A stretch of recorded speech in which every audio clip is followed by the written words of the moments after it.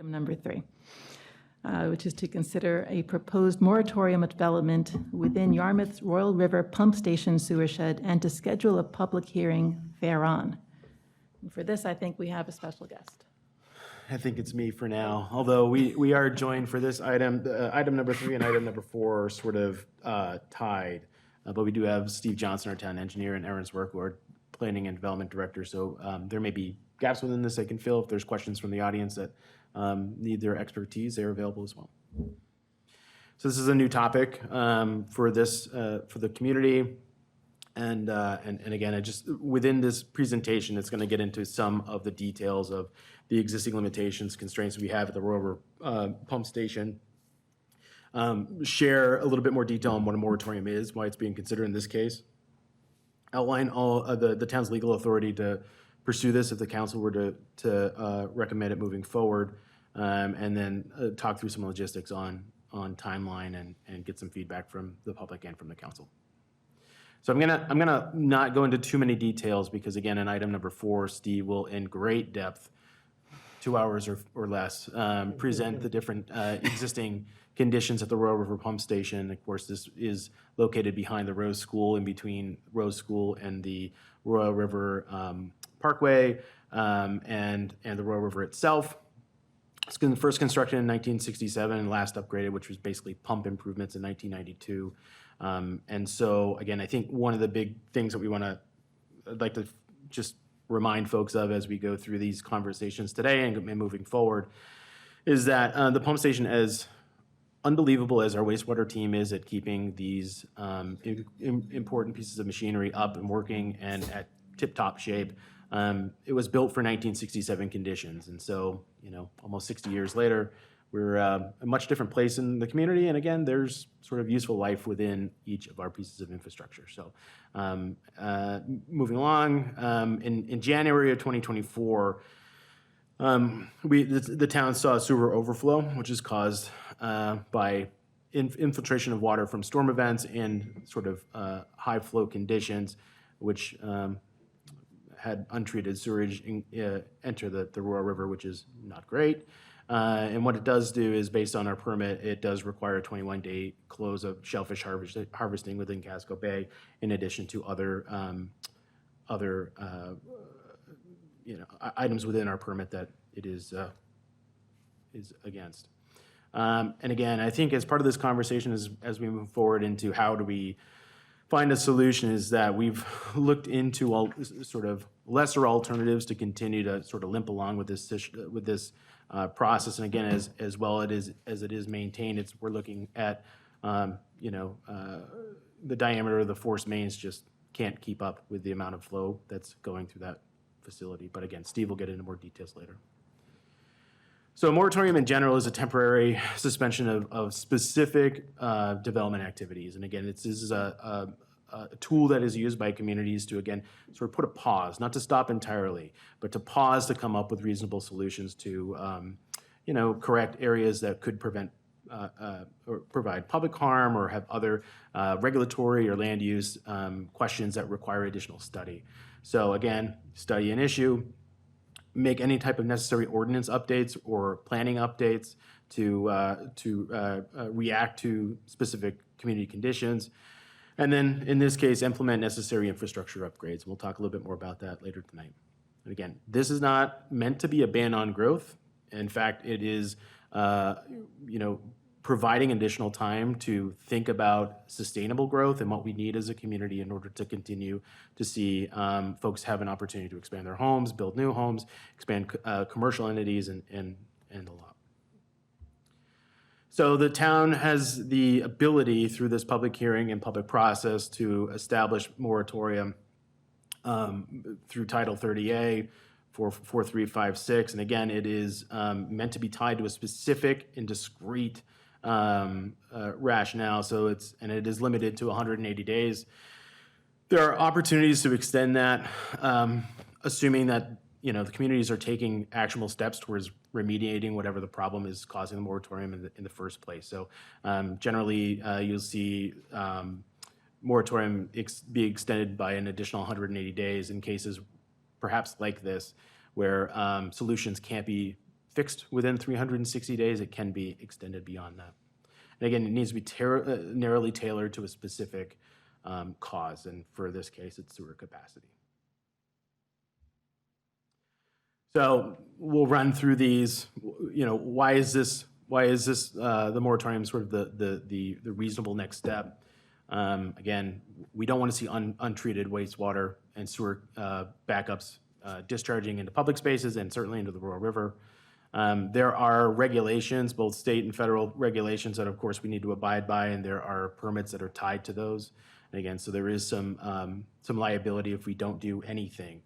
And again, we have the licenses with the state's wastewater treatment oversight regulatory bodies, and certainly we want to make sure that as we continue to play out our comprehensive plan and our economic development market analysis and other things that we'd like to see within the community, we need to make sure that we have the infrastructure to support that. And again, as Steve will talk to you a little bit more about again, we're already at capacity. And so we're dealing with 60-plus-year-old conditions, and we are looking at peak flow virtually all the time, which is straining our existing systems and could cause a much more expensive solution if not fixed. And this is an opportunity to, again, pause, think critically, look for reasonable alternatives, and find opportunities to solve the problem. Again, we don't want to be in compliance with any environmental laws. We don't want to jeopardize having a legal decree from state regulators to do this or else. And we want to make sure that we can protect the water-oriented commercial folks who are operating in and around the harbor. And certainly we want to make sure that we don't have untreated sewage in our receiving waters where folks swim and play and boat and recreate. Okay, so the language itself within the ordinance as is drafted and available for the town council for review would prohibit new residential units, and that's single family, multi-family, duplexes, ADUs.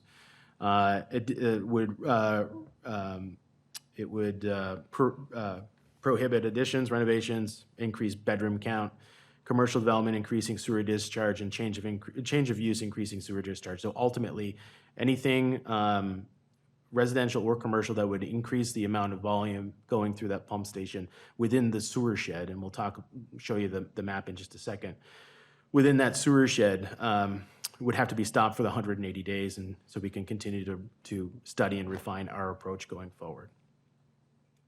Again, this excludes anything that's already been approved, right? If there are projects that are already received planning board approval and are going through the necessary regulatory steps at the planning and code enforcement offices, those are excluded. This would be for new projects. And again, this would be enforced by our code enforcement officer.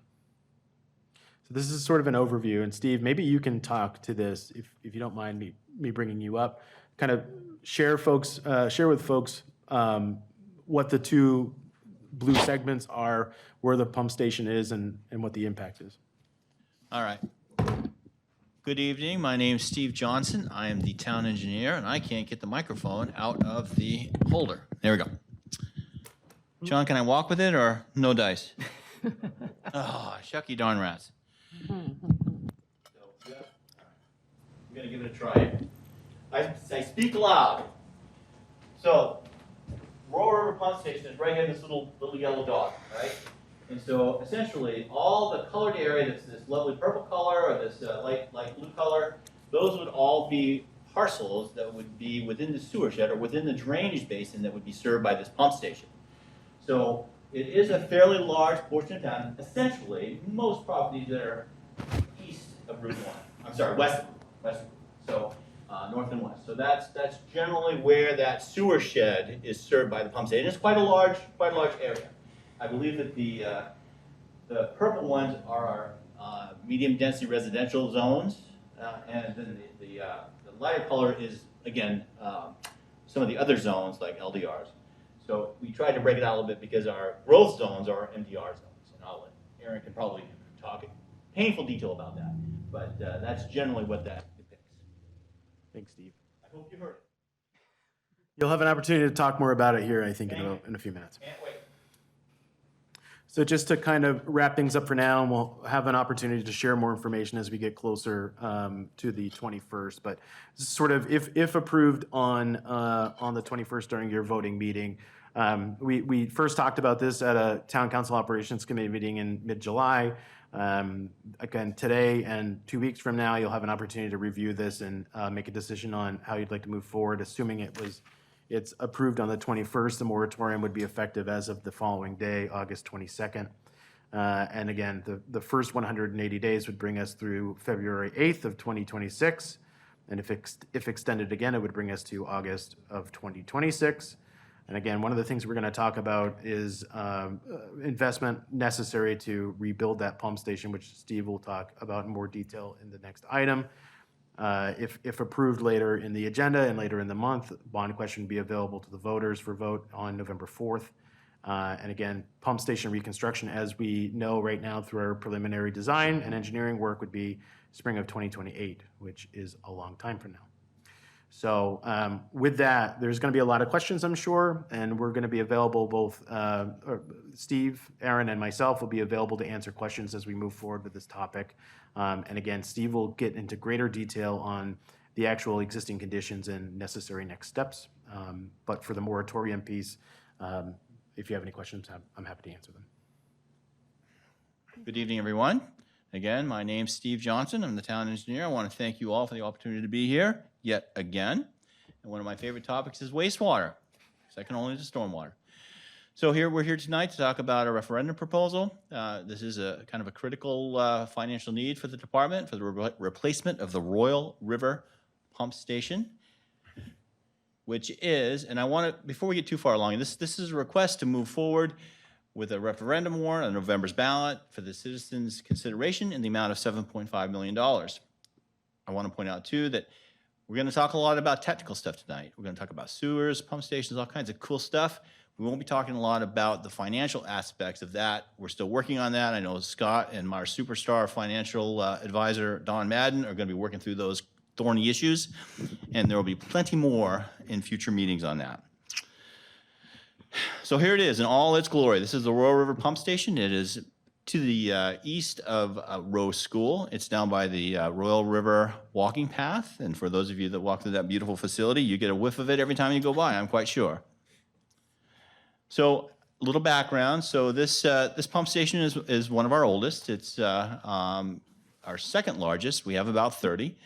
It was constructed in '67, and we had new pumps, as I think Scott alluded to, in '92.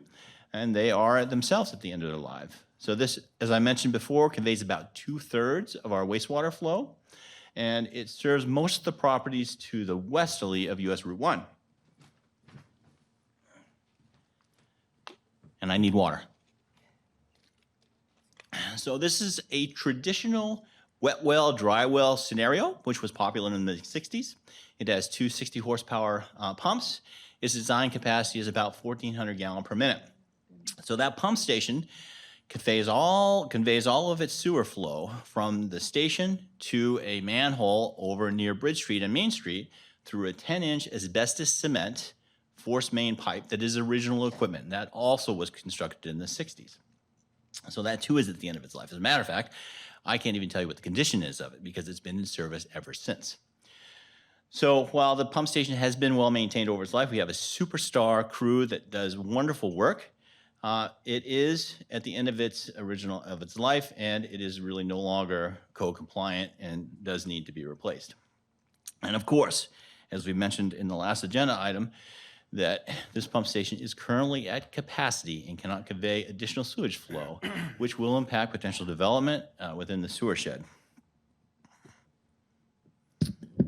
So, some key project considerations for this is we need to really address the capacity issue. We need to provide for future increased flow to support development within the sewer shed as required by a comprehensive plan that we all say we want, and also by some recent state law. We want to hopefully ensure that there will be less operational maintenance and cleaning frequency. We need to improve the safety of the site, meet certainly the new building code requirements and the new safety codes, and also embrace some of the best industry practices out there for these kinds of infrastructure. Also, and I think this is very critical to understand, is that we want to make sure we have long-term reliability of this critical infrastructure, because again, this is very key to ensure we have proper environmental protection of our receiving waters that we all love to swim, fish, and swim in. So here it is in all its glory. The picture to your left, you'll see the pump motors. Each one of those is 60 horsepower. To the right, those are a picture of the pumps themselves that are down in the pump pit. And so those are original equipment. So we now have a capital plan process, and this is what we went through to get to this point. So we retained Wright Pierce, they're of Thompson, they're great engineers. They did an analysis of that pump station to develop conceptual design alternatives and what those alternatives may cost. To do that, Wright Pierce was great. They were on site. They evaluated our flow data, also reviewed our operational needs with our staff. Again, the folks that use that every single day, the insight they have is critical to any design project, and so we were involved in that. Also, we want to ensure that we're doing some of the current best design practices and operational practices in the industry, evaluated all the building codes to make sure that we're meeting them, and also ensure that we're meeting our current permit requirements. Additionally, Wright Pierce, as part of some initial work, did a capacity analysis of that pump station to get a sense of what kind of capacity we had, which included flow monitoring. We actually put flow meters in sewer manholes. We did pump drawdown testing to get a sense of how much that pump station can actually put out. And then we developed models to compare that flow with projected flows to ensure that we had a good sense of what that pump station can do. And that's what we found, is that we're basically at capacity. So additionally, I mentioned that our staff was engaged in this. Our staff was out looking at other pump stations to try to get a sense of some of the best practices out there, what we really wanted for this community to ensure that we were on the leading edge of some of these key things and key design protocols. And so from that, our plans have key considerations for some long-term, and I can't read it because it's here. So we want to provide a long-term solution to the capacity issue and provide an appropriate pump sizing, redundancy, and force main capacity for the design horizon. So we really only get one shot at this. We want to make sure that we have the right sizing and the right capacity to ensure long-term viability of the pump station. We also want to ensure that we can make sure any condition inefficiencies are addressed with an eye on improved safety. And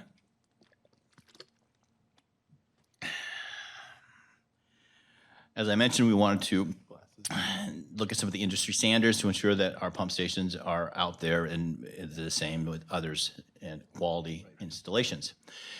Another key point to understand is that this pump station will be discharging into a segment of gravity sewer that we have indications that is slightly undersized hydraulically. We'll need to address that too as part of this program.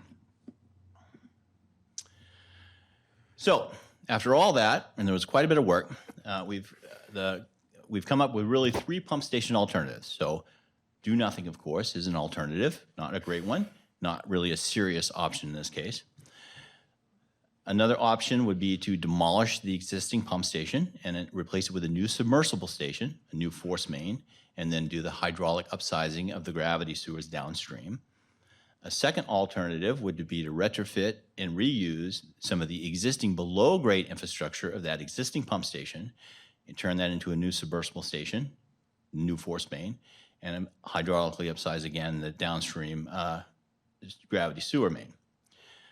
We also evaluated the force main condition, and so we have 3 alternatives for that. One would be installing a new 12-inch diameter high-density polyethylene, a plastic force main that's basically parallel the existing force main that runs from the pump station down by the Royal River, up through the ball field, through the library parking lot, and then down Main Street to around Bridge Street. So that was option 1. The second option would be install 2 of those. Those would provide redundancy and additional capacity. And then the third alternative would be to install a new 12-inch force main and rehabilitate the existing 10-inch force main that's currently in use. So, what if we did nothing? Well, doing nothing is certainly an alternative. In this case, it could very well have some significant impacts on our program. It would potentially open the town up to liability for pollution impacts to the receiving waters, which none of us want. Certainly, it could continue and increase shellfish closures each time we have an overflow. The shellfish beds are closed for 21 days. It impacts folks that are digging clams and harvesting other shellfish. We have an increase with public health and safety due to exposure to raw sewage. I mean, that's just the ick factor. Who wants to walk through the Royal River Parkway after we've had an overflow event? So, not good. Certainly would be open to scrutiny from the regulatory agencies and other stakeholders. Friends of Casco Bay do not want to see this kind of thing happen because it impacts the bay. It would limit the growth of commercial and residential development within town. If we can't convey the sewage, we can't develop. And who wants our street cred to go down? Right now, I mean, we have a clean, vibrant, livable community. We want to have that continue. And of course, we want to make sure that, if we do nothing now, it's not if it has to get replaced, it will need to be replaced. And if it's done later, it's going to cost more, quite frequently, quite a bit more. Alternative one, this would be demolish the existing pump station and replace it with a new submersible. So that includes a new concrete structure. We'd have 3 new submersible pumps, new valving, new piping and level controls, monitoring, new covers and hatches. We'd have new electrical service building that would include our variable frequency drives, our controls, all of our SCADA equipment, an HVAC system to temper the space, our transfer switch for our pump station, also a new skin-tight, sound attenuated standby generator, and the associated piping and site work that goes along with that new station. Alternative one. Alternative two, did I miss something? Alternative two, in that case, we would demolish the existing station and reuse the below-grade portions of the building. So we would turn the existing wet well into a valve vault, and the existing pump room would be turned into a new wet well to house 3 new submersible pumps. And it would have all the other equipment I mentioned in the first alternative, including a new building, all the equipment, electrical equipment, new generator, all that kind of thing. The only difference is we're using the existing structure versus a new structure. So those are the 3 alternatives for the pump station. We also had 3 alternatives for a force main. So the first one would be construct a new single 12-inch plastic pipe. It's about 2,200 feet long, and that would be installed parallel to the existing asbestos cement pipe. Once that was installed, then the AC main would be retired. The second alternative would be to construct 2 12-inch diameter plastic pipes. They would parallel the existing force main, and it would be similar construction as the alternative one, but we'd have 2 of them, and the AC main would also be retired. The third alternative would be to construct a single 12-inch pipe and then rehabilitate the existing asbestos cement pipe using what's called a cured-in-place plastic pipe technology. So we'd have a little bit smaller pipe, we would reuse that existing pipe, the hope being that we can do that. So those are the 3 alternatives for the force main. So what are we recommending to the council? So the department went through this, we talked with our consultants, and we really strongly recommended that alternative 1, a new pump station, a new submersible pump station, and alternative 2 for the force main, 2 new force mains is the recommended plan. In addition, that would include hydraulically upsizing the downstream gravity segments of that sewer main that needs to be upgraded. In this case, the selected alternative will provide all new wet well components. It will require less impact from bypass pumping because it'll be just a very short time we'd have to bypass pump because while we're constructing a new station, we're using the old station to convey the flow. So it also provides for more flexibility in the design, and it lessens the chance of a shortened lifespan because of reusing existing infrastructure. Remember, the pump station is from the mid-'60s, and so it's already over almost 60 years old, and we're looking to get a long life out of this. So that would be a concern with alternative 2, is reusing the existing below-grade infrastructure. The selected force main alternative provides redundancy and capacity for future growth. It also provides new components because we wanted to have a long life. We estimate that this would be nearly a 100-year design life for this infrastructure. And also this, having new force mains will be able to provide a careful design for the hydraulic profile. Our current force main, we don't have any air release manholes in it. It wasn't design protocol back in the 60s. It's really good practice nowadays to do that. So, as I mentioned, all those include upsizing of the downstream segment of the gravity main. So, what's all this going to cost? Here we go. So, alternative 1 and alternative 2 are about $3 million, roughly the same. The alternative 1 is 1.7 for the force main. The 2 force mains under alternative 2 would be 2.9 million. And the alternative 3, where we have 1 plastic main and then rehab the existing force main, is about 2.4 million. The gravity sewer piece of the work, which needs to happen in either case, would be about 1.3. Carrying an escalator between now and when we anticipate construction of about 300,000.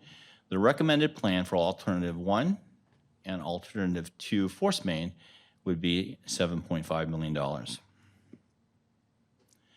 So here's a sketch of the proposed site, and I'm going to see if I can, hold, bear with me. Here we go.